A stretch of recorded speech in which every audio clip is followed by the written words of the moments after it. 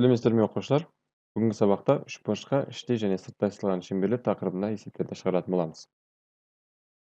Алғашқы есебіміз радиусы 8 см болатын шеңберге АБС тең қабырғалы үшбұрышы іште сызылған.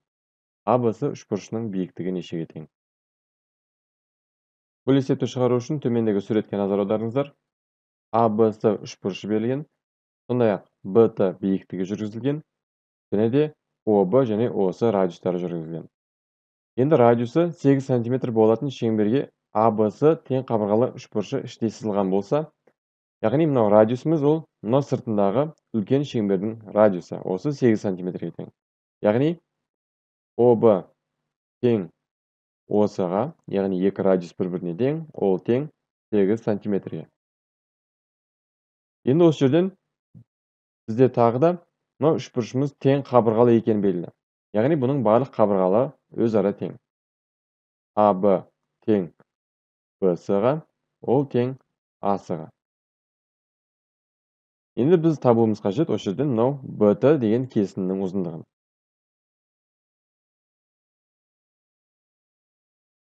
Енді суретке қарасаңыздар, БТ дегеніміз БО және ОТ деген екі кесіннің қосындысынан құралып тұр. БТ тең БО қосу ОТ-ға. Бізде БО-ның ұзындығы белгілі, ол 8 см-ге тең, мына аралық. Тағы анықтауымыз қажет ОТ-ны. ОТ-ны анықтау үшін бізге ОСТ үшбұрышы керек болады. Осыны қолданамыз. Енді қараңыздар, мына жердегі бұрышымыз, егер де мынау үшбұрышымыз бізде тең қабырғалы болса, онда оның барлық бұрыштары 60 градусқа тең. Енді осы жерден мынау осы дегеніміз бізде бисектриса болса, онда 60 градустық бұрышымыз тең екіге бөлінеді. Мына бұрышымыз 30 градусқа, тағы да мына бұрышымыз 30 градусқа тең болады.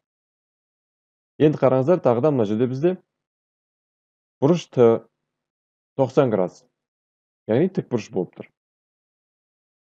Егер мына бұрышымыз 90 болса, мына 30 болса, мына жердегі бұрышымыз 60 градусқа тең болады. Тік бұрышты үшбұрыштың 30 градусқа қарсы жатқан катет теоремасын қолданамыз. Яғни ол бойынша тік бұрышты үшбұрыштың 30 градусқа қарсы жатқан катеті гипотенузаның жартысына тең. Мұндағы катет дегеніміз ОТ, мына аралық, ал гипотенуза дегеніміз осы, яғни радиусымыз. Радиусы бізде белгілі 8 см-ге тең. ОТ-ны табу үшін 8 см-ді екіге бөлеміз. ОТ тең осы бөлу 2-ге. Осы жерден ОТ тең болады. Осы дегеніміз бізде 8 см-ге тең, бөлеміз 2-ге. Бұл тең 4 см-ге.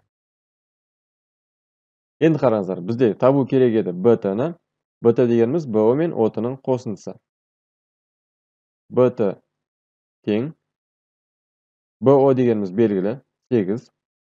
ОТ-ны табып алдық. 4 болды.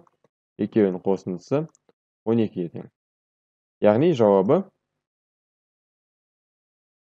АБС үшбұрышының биіктігі 12 см-ге тең екен. Келесі екінші есебіміз.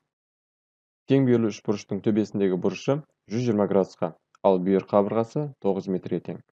Осы үшбұрышқа сырттай сызылған шеңбердің радиусы нешеге тең? Енді мына сурет бойынша қараңыздар.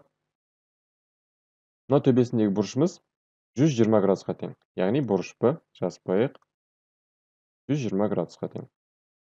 Ал бүйір қабырғасы 9 метрге. Яғни АБ 9 метрге тең. Бұл бізде тең бүйірлі үшбұрыш болғандықтан АБ-ға БС тең. Яғни мына екі қабырғасы өзара тең деген сөз. Бұлар тең 9 метрге.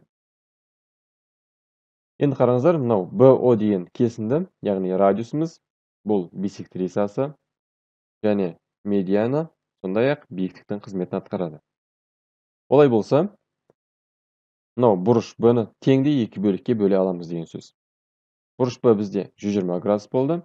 Оны теңдей екі бөлікке бөлсек, мына жағында 60 градус және де мына жерінде 60 градус болады. Тағы да қараңыздар, бұрыш H бізде тік деп берілген. Яғни тік болса, ол 90 градусқа тең. Олай болса, үш бұрыштың ішкі бұрыштарының қосындысы 180 градусқа тең деген теореманы қолданамыз. Мына жердегі бұрышымыз 30 градусқа тең болады. Сондай-ақ мұнда OH дегеніміз ол орта перпендикуляр, яғни мына BC қабырғасының қақ ортасынан осы BC-ны теңдей екі бөлікке бөледі. Яғни BH пен HC өзара тең деген сөз. Енді біз BH-ты табу үшін BC-ны екіге бөлсек болады. Ал BC бізде 9 метрге тең. Енді осыны жазайық. BH тең, яғни мынау қабырғасын анықтап жатырмыз. Ол 9-ды екіге бөлгенге тең. Бұл тең болады 4,5-ке. Осы жерден тағы да тікбұрышты үшбұрыштың 30 градусқа қарсы жатқан катет гипотенузаның жартысына тең деген теоремасын қолданамыз. Яғни мынау катетіміз бұл бізде белгілі 4,5-ке, ал гипотенуза бізге анықтау керек осыны. Оны анықтау үшін не істейміз? BO-ны анықтау үшін біз мына BH-ты 2-ге көбейтеміз. Енді осы жерден BO тең 2 көбейту BH дегеніміз 4,5-ке тең болды. Бұл тең 9 метрге. Яғни, мына сыртындағы шеңбердің радиусы 9 метрге тең болды. Келесі есебіміз, суретте табаны асы болатын ABC теңберлі үшбұрышына центрі O болатын шеңбер сырттай сызылған. Егер AD 7 см, AE 5 см болса, берген үшбұрыштың периметрі нешеге тең? Мына суретке қарайтын болса, оқушылар бізде шеңбердің ішіне ABC теңберлі үшбұрышы берілген. Яғни теңберлі болғандықтан оның AB мен BC қабырғалары өзара тең. Осыны жазып алайық. AB тең BC-ға. Енді қараңыздар, бұл жерде OD және OE орта перпендикулярлар берілген. Яғни ол қандай мағынаны білдіреді? Мына AC қабырғасын E нүктесінде теңдей екі бөлікке бөліп тұрады. Яғни мынау AE мен E-сі өзара тең. Сондай-ақ мұнда OD деген кесіндіміз мынау AB қабырғасын теңдей екі бөлікке бөліп тұр. Яғни AD мен мынау BD екеуі өзара тең деген мағынаны білдіреді. Оны бөлек сызықпен белгілеп қояйық. Түсінікті болу үшін. Енді осыны жазамыз. BD тең AD-ға, ал AB дегеніміз осы AD мен BD-ның қосындысына тең.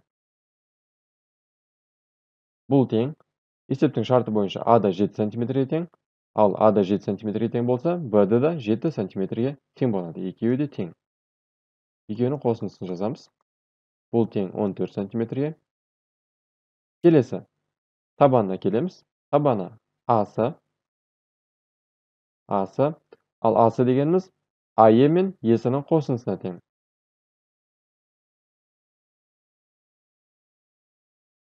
Ал AE дегеніміз 5-ке тең, EC да 5-ке тең.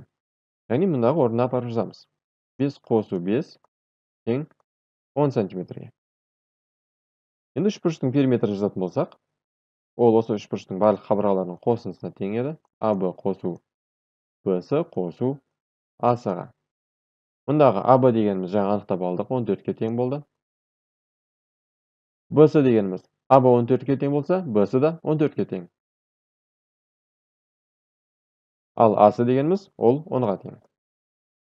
Үшеуінің қосындысы 38 см-ге. Яғни мынау үшбұрышымыздың периметрі 38 см-ге тең екен.